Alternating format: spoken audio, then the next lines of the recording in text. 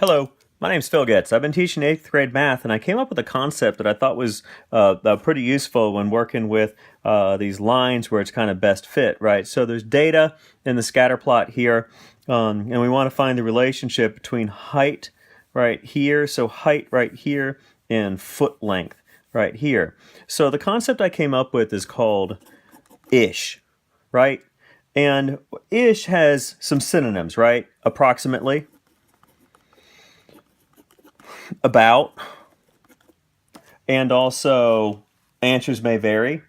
And then in Spanish, I like más o menos, right?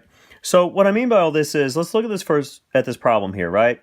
So we want to try to find some points on this line and use these points to answer some questions.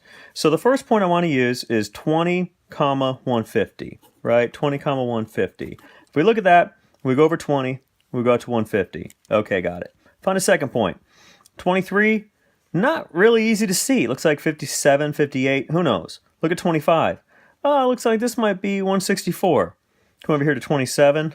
Okay, 27 goes up to 170. Let's use that, 27, 170. So if we find the equation for this line here, we find the slope first. y2 minus y1 over x2 minus x1. So it's going to be 170 minus 150 over 27 minus 20, which that is going to be equal to 20 over 7. So y is equal to 20 over 7x plus b. I want to solve for b to get the full equation, right? So we're going to drop in first coordinates here.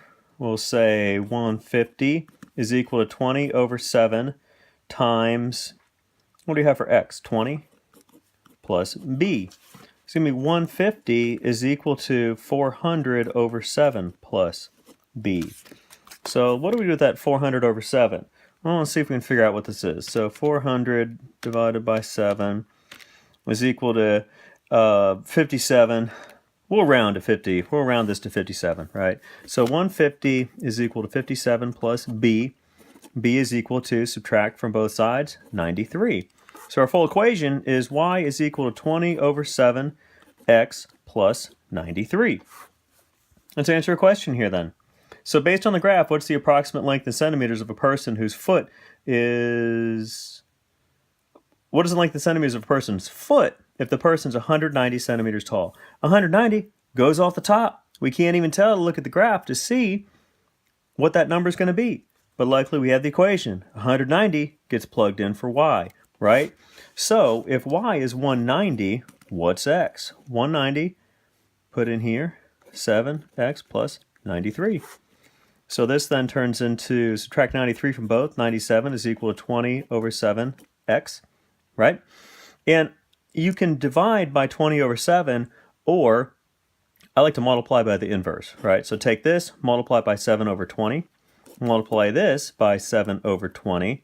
So this turns into 1x is equal to 97 times 7, hit it clear, 97 times 7 is equal to, I got a 679 right there, very good. So 679 divided by, what do you have over 20, is equal to 33.95, right? So if we look at the answer in the back of the book on this one, what I got was 33.95. The answer is about 34. So about 34. So your answer is 34-ish. So if you've got a multiple choice test where you're working with data like this, you can select the best answer. But if you have a test that's being turned in where there's partial credit, the teacher may choose to give you credit based on the work that's shown. But it is not a situation where you say, what is the answer? The answer is 33.95-ish, right? 33.95-ish. 34, más o menos, right? Let's do one more here. So we got an equation. So using the trend line, predict the estimated height of a person in centimeters whose foot length is 15 centimeters. 15 centimeters goes off the side here.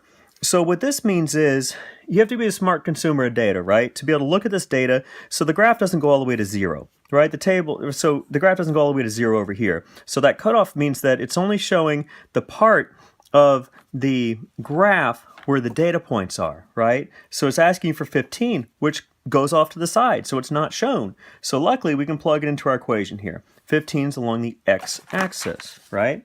So we're going to do a y is equal to 20 over 7 times 15 plus b is 93, right? So y is equal to, that multiplied right there should be what, 300?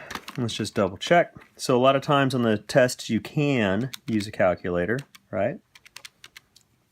300 over 7 plus 93. Let's divide this by 7. Going to come up with y is equal to, we can round this again. I got a 42.85. Let's round this up to 43. 43 plus 93. So 43 plus 93 is equal to, y is equal to 135.87. 135.87. So that's the answer to how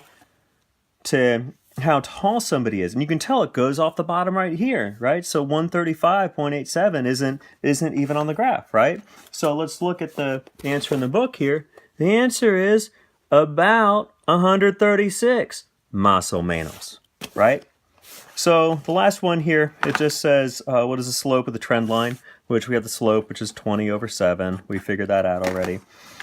And one last question here. Y-intercept is 93. We found it. Write and solve an expression and predict the height of a person whose foot measures 28 centimeters. So this is just throwing one more in to see what we get here. So if you got the equation, you'll be able to solve through and get all the answers here. But I wanted to just introduce those concepts real quickly. Más o menos, approximately, and answers would vary. You can follow me on Twitter at PHILIPGOETZ, and it's the same thing on Instagram at PHILIPGOETZ. Thanks so much.